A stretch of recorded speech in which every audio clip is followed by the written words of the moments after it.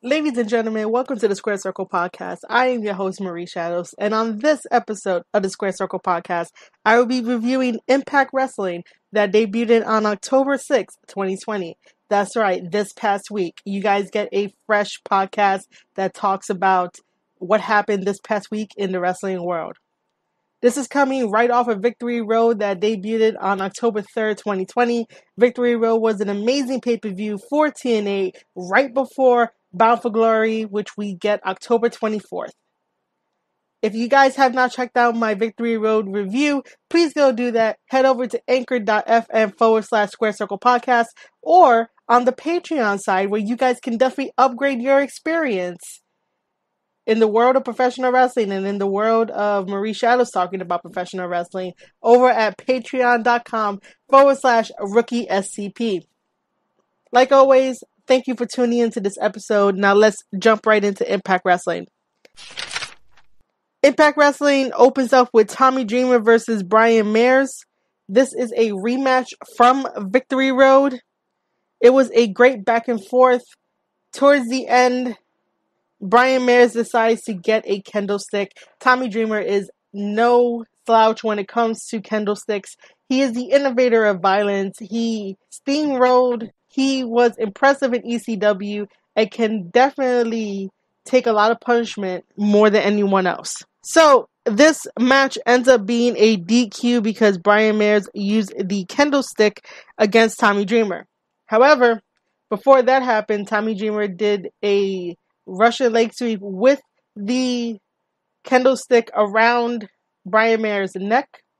And then that's when Brian Myers recovered, got the kendo stick, hit it over Tommy Dreamer, DQ. I'm going to call it now on this podcast. When we get to Bound for Glory, October 24th, they will have their third encounter. And that encounter is most likely going to be a hardcore match.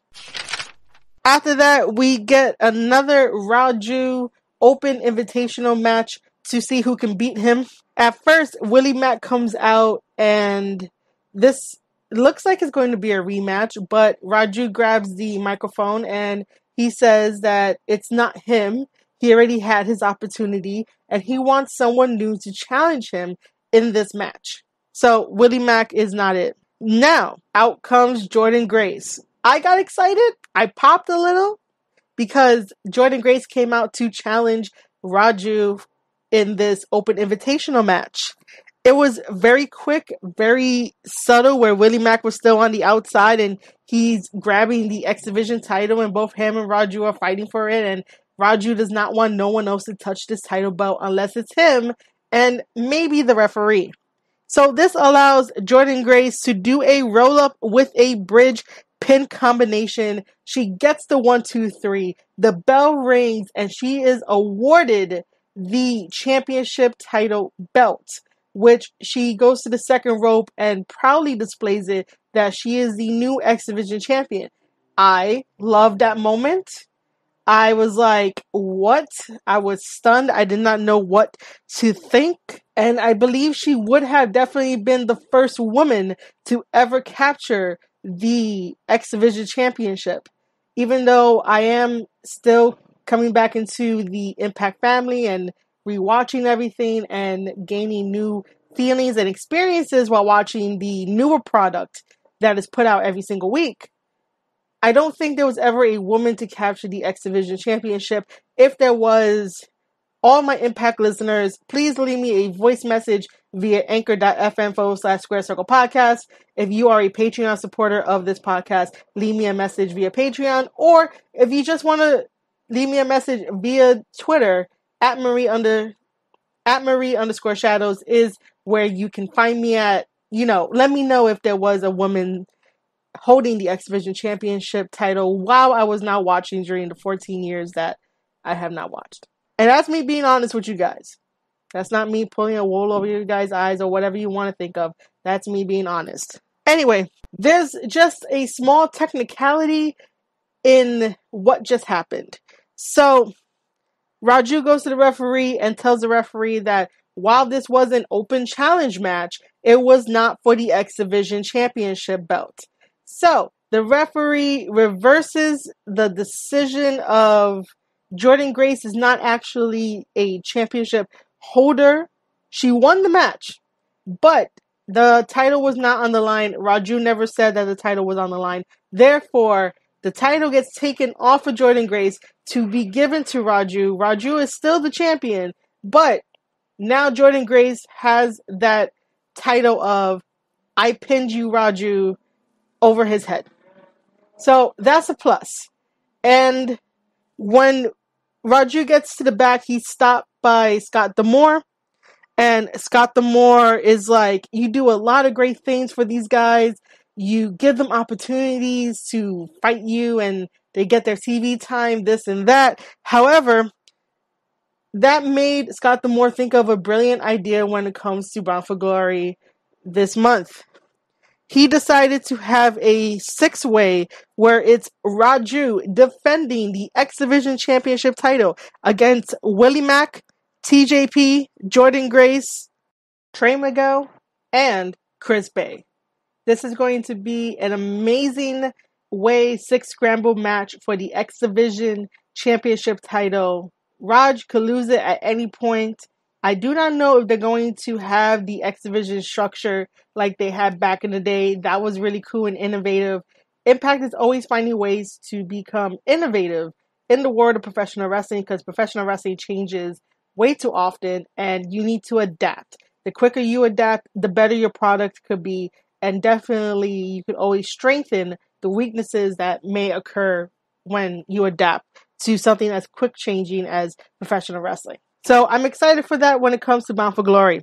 Raju, on the other hand, is definitely not excited for that match, and I can definitely understand why. However, you are a fighting champion, so make sure that you do your due diligence and retain that title at all costs.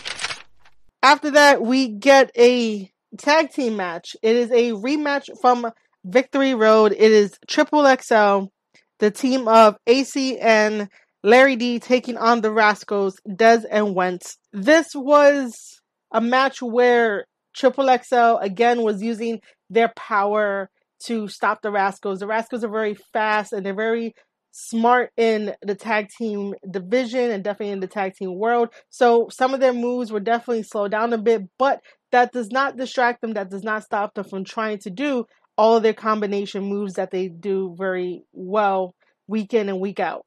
They still have a heart. They fight with all their heart when it comes to all these tag team matches. The only notes I have is that there was a miscommunication between Triple XL for the Rascals to pick up the victory in this match. This is the second time that the Rascals have beaten Triple XL. While Triple XL was dominant, the Rascals were smart in their tag team combination and the way that they take down the bigger guys.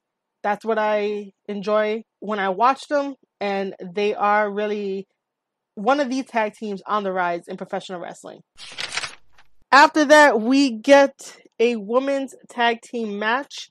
This is by far my favorite women's tag team match from Impact Wrestling that I have seen. I know every single Impact podcast episode is definitely praising the women, but they deserve it. And this is how women's wrestling matches should go. They should not be where the women are counting the steps, trying to remember what happens, doing this, doing that. You hit the other woman once and they're selling for like 10 hours. Like, it shouldn't be slow. It should be normal where it feels like you're watching the men as well. It should be smooth where you know that they know what they're doing and they're not fresh out of wrestling school. And I mentioned this in the other podcast, but it needs repeating. This tag team match is Rosemary and Taya versus Tasha Steelz and Kiera Hogan. Good tag team match. Each women are equally sharing the bumps. I have never paid that close attention to this match. That I do not have enough notes, as in like play-by-play notes for this match, because I was so invested in the stories and how many bumps each woman took and how many tags each woman did to share all the bumps equally, all the spots equally, and the story of that Tasha Steelz and Kiera Hogan are one tag team that fights to be noticed. They fight to make sure that you remember who they are and that there are no slouches in the ring. The same thing with Rosemary and Talia Valkyrie. That team, when you really look at it, if you put it down on paper, you're like, oh, maybe this could work. And then when you finally see them, you're like, they're two opposites. What is going on here? How do they work so well together? You have two teams that work really well together, that have a good chemistry together. According to commentary, Rosemary and Talia does not have enough years together as a tag team, but that does not matter. When they get into the ring, they are solid, they are good. They work off each other, and with the frequent tags, it works as well to make sure that your tag partner is definitely rested. But these four women in this match, like I keep saying, very, very beautiful. This is what I want to see. Every single move that they did went unwasted, and I think I'm going to keep that word, unwasted. Every single move was treated as it was special, as it had meaning behind it, and that definitely you want to feel as the fan that maybe this next move that they do might end the match. So the psychology was there, and I appreciate it.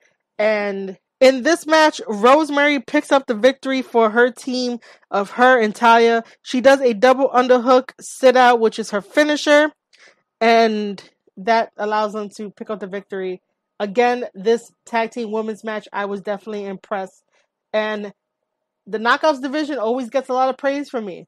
They are definitely one of the innovators in women's wrestling. And this is why sometimes I use the This is why sometimes I use the Knockouts division as a starting point when I try to explain what's semi-wrong with the AEW women's division and how to fix it. I will not be doing that in this podcast, but I definitely will be talking about the women's matches that AEW has been putting on and what they could do better. But this is just all Impact Wrestling. If you guys want to listen to an AEW Dynamite review, by all means, continue to listen to the podcast, Square Circle Podcast, and that review will be out soon.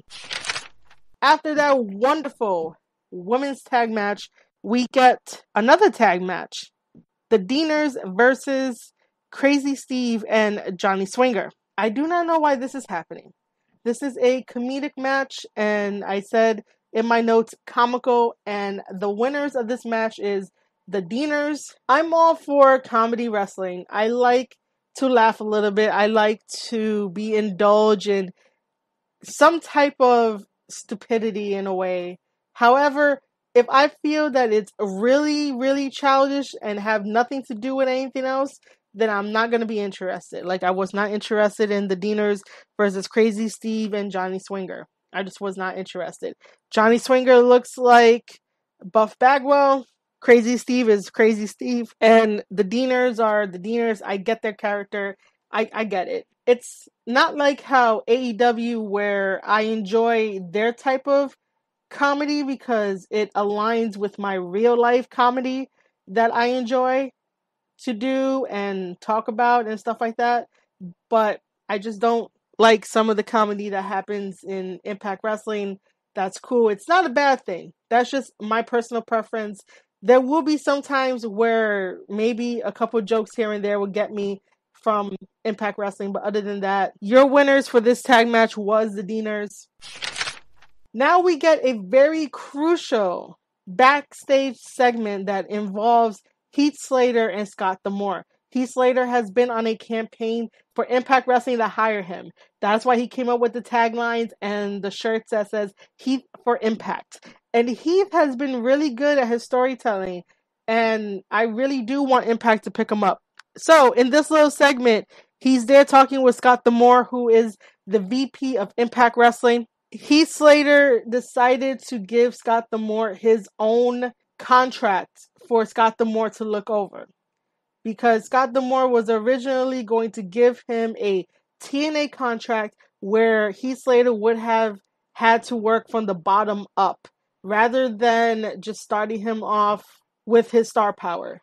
Heath Slater is a former WWE employee, and when you have the WWE moniker attached to your resume, attached to your name, attached to your character, let's say, You deserve to be treated like a superstar that you are because you worked for the Land of Giants. You worked for Vince McMahon. Therefore, it's only fitting that if you write your own contract, you should probably accept that offer from that person. So both sides did not negotiate very well. Both sides did not want to compromise. Scott D'Amore did not want to accept the offer that Heath Slater had tried to give him because it was a lot of money. He just wanted too much.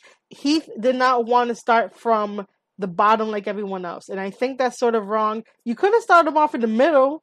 You guys could have met somewhere in the middle in this contract negotiation. But because no contract was negotiated, no one signed anything, we are still going to campaign Heath for Impact until something happens. You know, if you can't have him as the highest superstar level, start him out in the middle, let him grow from there. He got it. He got all the twos, you know? But that was a really interesting segment.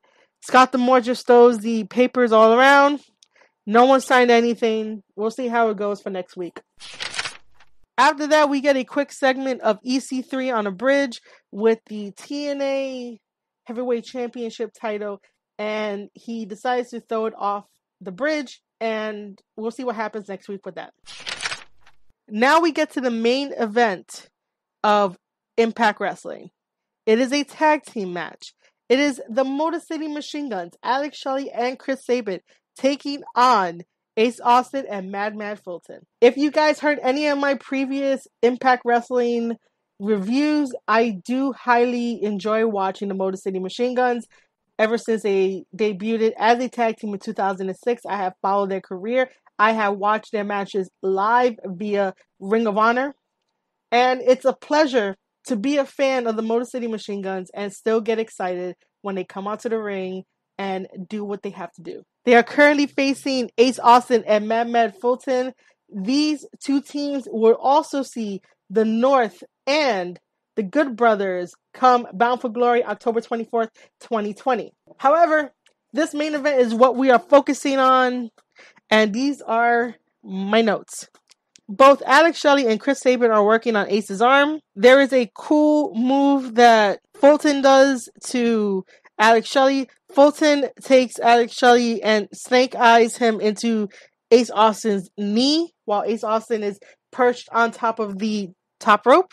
The drop toe hold combination kick that Ace Austin does, which I really like that move now. That's a really cool move.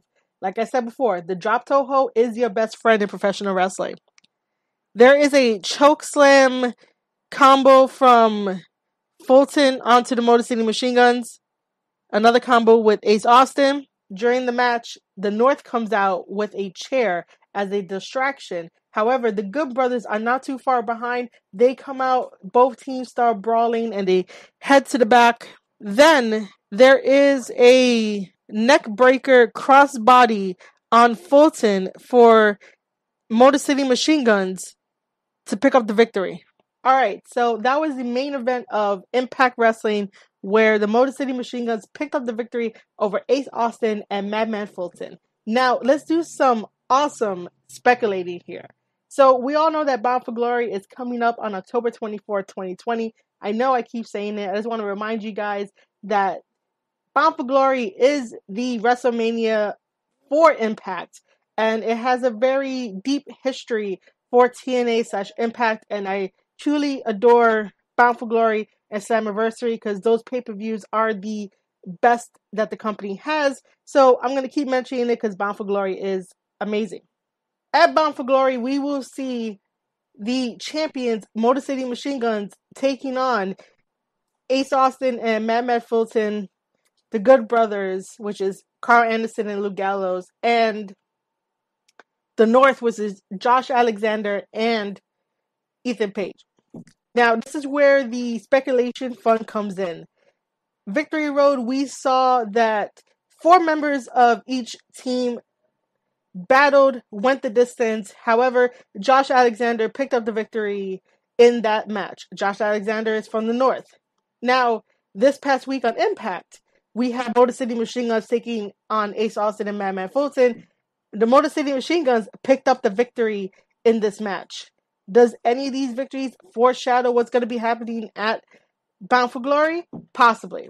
Do I want to see any other team pick up the victory and become new Impact World Tag Team Champions at Bound for Glory? No. I want to have the Motor City Machine Guns continue to be the Impact Wrestling Tag Team Champions for a very long time. They deserve it. They are my pick. They will always be my pick. And I really have them in my top 5 for tag team wrestling. The North already had it, so they already ushered in their era of tag team wrestling. Ace Austin and Madman Fulton would probably be the wild card pick that I would have because Ace Austin is so young and he has a plethora of accomplishments with Impact Wrestling already. So therefore, Ace Austin and Madman Fulton would definitely be the runner-up if they manage to score a victory in that tag team championship match. The Good Brothers, they are great. They're part of the Bullet Club. They have a plethora of a resume as well. However, they're just not there for me. I respect them in everything that they do. I know their history. It's just that nothing has gravitated to me wanting to cheer them. So, when it comes to Bound for Glory, the Motor City Machine Guns need to keep the Impact World Wrestling Tag Team Championships. The runner-up should definitely be Ace Austin and Madman Fulton. The North already had it, and the Good Brothers could also be a potential wild card, but I'm not putting too much stock on that. It could happen just because of their size, their power, and their many years of in-ring tag team matches and how to control the pace of the tag team match. However, Motor City Machine Guns have done the same thing. So there's a lot of veterans in this upcoming tag match for Bound for Glory. However, it will still stand. I still want Motor City Machine Guns to be the winners for this championship title. All right, ladies and gentlemen, that is a wrap on Impact Wrestling that debuted this week, October 6, 2020. I hope you enjoyed my little speculation. I hope you enjoyed my review. If you do, make sure to like, share it, give me some love.